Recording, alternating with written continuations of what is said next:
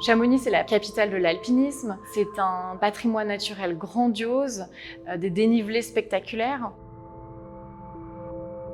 Donc l'idée d'Artescène, c'était de présenter des expositions qui ont un lien fort avec ce paysage alpin.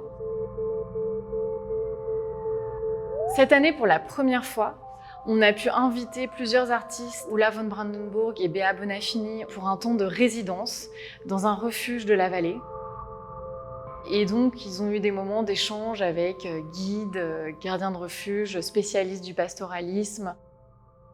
On a emmené les artistes faire des excursions en raquettes, à pied, de la randonnée, leur montrer certains points de vue, leur faire comprendre ces sensations de verticalité, de vertige, ce qui a permis de nourrir vraiment leur réflexion et leur création.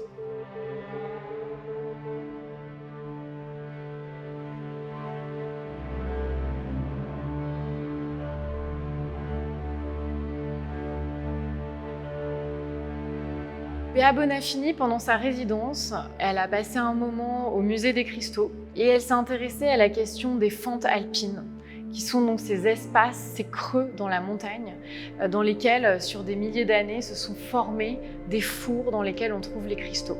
Et pour réaliser son œuvre, on a pu travailler avec notre partenaire Fusalp, qui nous a fourni des chutes de textiles que Béa Bonafini a pu réutiliser pour créer une tapisserie monumentale.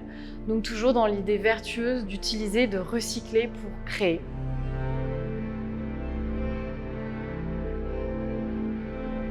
L'artiste Ola von Brandenburg a décidé de créer une pièce en utilisant comme caméra un 16 mm qui a un certain grain, c'est une pellicule, presque une manière artisanale de filmer.